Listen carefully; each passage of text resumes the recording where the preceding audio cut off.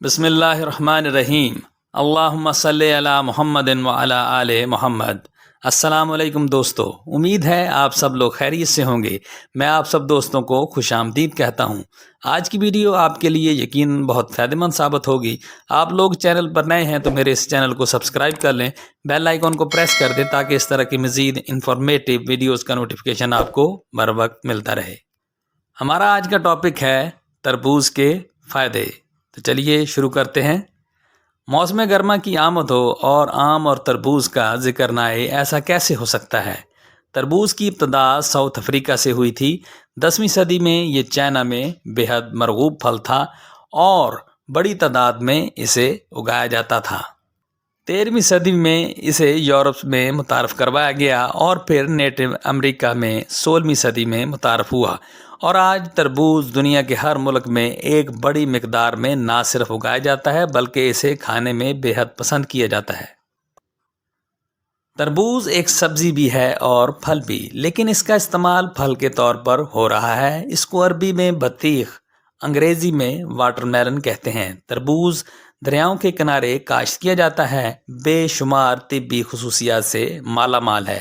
اس میں vitamin A, vitamin B اور سی بکثرت پائے جاتے ہیں۔ یہ جگر کے لیے مفید ہے، جگر کی گرمی دور کرتا ہے، پیشاب لاتا ہے، خون کی گرمی دور کرتا ہے، تربوز خون بھی پیدا کرتا ہے۔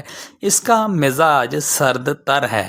اس کا استعمال اگر نمک کے ساتھ کیا جائے تو اور بھی فائدہ ہوتا ہے۔ تربوز کھانے کے فوراً بعد پانی پینے سے نقصان کا اندیشہ ہوتا ہے۔ عموماً ایسا کرنے سے دست لگ جاتے ہیں اور بعض دفعہ ہیضہ بھی ہو جاتا ہے، اس لیے احتیاط ضروری ہے۔ کوشش کریں تربوز کھانے کے بعد پانی نہ پیا جائے۔ تربوز کا استعمال دل اور دماغ کو تقویت دینے کے لیے بہت مفید ہے، نیز یہ بلڈ پریشر کو بھی ختم کرتا ہے، پیاس بجھاتا ہے، گرمی دور کرتا ہے۔ دائمی قبض کا مریض تربوز کا استعمال کرے تو دائمی قبض ختم ہو جائے گی۔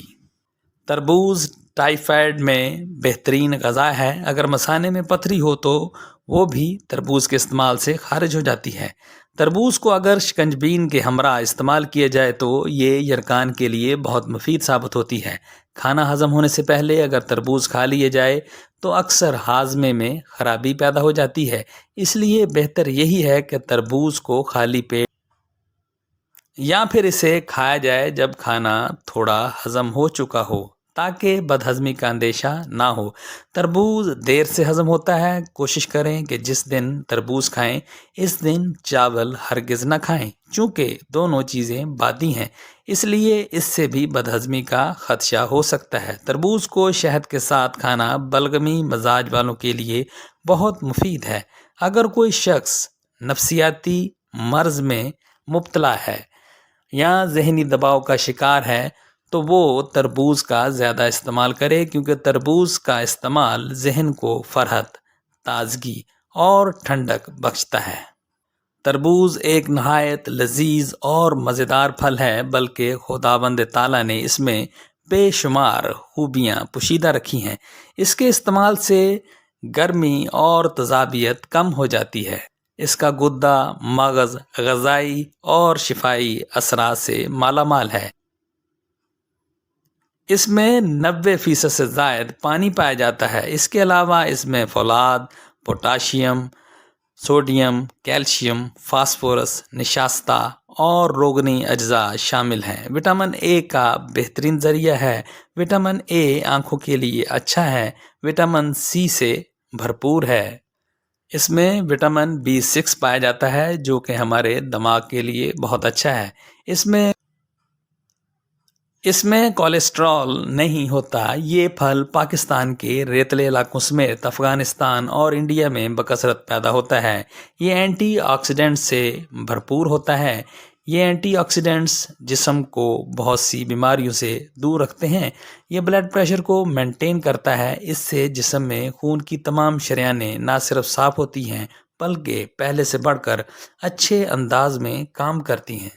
اس کی تاثیر سرد ہے، اس لیے گرمیوں کے موسم میں معدے کو گرمی سے بچانے کے لیے نہایت مفید ہے۔ تربوز ہر قسم کے جلدی امراض کے لیے فائدہ مند ہے۔ खुश्क खांसी को जड़ से ख़त्म करता है, सांस में दुश्वारी को ख़त्म करता है, दिल की धड़कन को एतदाल पर लाता है, दिल की कमज़ोरी को ख़त्म। तरबूज आंतों की खुश्की ख़त्म करता है, बवासीर में मुब्तला अफराद के लिए फ़ायदेमंद है। तरबूज हाथों और पाँव की जलन को ख़त्म करता है, आँखों के गिर्द हलकों को ख़त्म करता है, सर दर्द और चक्कर को भी ख़त्म करता है। तरबूज जिस्म को तवानाई फराहम करता है, तरबूज जिस्म में ग्लूकोज़ की मिकदार को पूरा करता है। तरबूज के इस्तेमाल से चेहरे की जल्द तरोताज़ा रहती है, दाग धब्बे ख़त्म हो जाते हैं। ऐसे अफराद जिनके मैदे में ज़ख्म हो, इनको तरबूज बीज के साथ खाना चाहिए। तरबूज के बीज अल्सर और मैदे के ज़ख्म के लिए बहुत मुफीद हैं। सीने में जलन और गैस के मरीज़ों के लिए भी निहार मुँह खाना बहुत फ़ायदेमंद होता है। तरबूज जिस्म में जमा फालतू चर्बी को ख़त्म करने में मुआवन साबित होता है, आँखों की बीमारियों को रोकने में मदद देता है, दिल के पट्ठों को ताकत देता है। गर्मियों के मौसम में तरबूज किसी नेमत से कम नहीं है, ये गर्मी की शिद्दत को कम और पानी की कमी को पूरा करता है। तरबूज ना सिर्फ खुद फ़ायदेमंद है बल्कि इसका छिलका और बीज भी बहुत कारआमद होते हैं।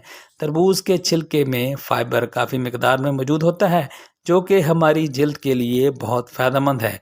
तरबूज के छिलके को बारीक पीस कर इसमें थोड़ा सा आटा मिलाकर जल्द पर लगाने से जल्द में नरमी और चमक पैदा हो जाती है। जल्द की खूबसूरती के लिए ये एक बेहतरीन लोशन है। अब बयान किया जाता है तरबूज के खाने का सही वक्त। किसी भी फ्रूट के खाने का वक्त सुबह 9 से 12 का वक्त ज़्यादा फ़ायदेमंद है। इस वक्त आपका जिस्म ज़्यादा एक्टिव होता है, हाजमा अच्छा होता है, फल से ज़्यादा फ़ायदा होगा। इसकी बजाय अगर आप फ्रूट को रात 7 से 8 के बाद लेते हैं तो फ़ायदों की बजाय नुकसान भी हो सकता है। आपका हाजमा क्योंकि उस वक्त स्लो होता है, इससे आपका वज़न भी बढ़ सकता है और आपको सीने में जलन जैसे मसाइल भी हो सकते हैं। तो बेहतर यही है कि रात को 7-8 बजे के बाद कोई भी फल ना खाया जाए और मिकदार का भी ख्याल रखें। ज़्यादा ना खाएं। कोई भी चीज़ चाहे वो कितनी ही फ़ायदेमंद क्यों ना हो, हद से ज़्यादा इस्तेमाल नुकसानदेह साबित हो सको।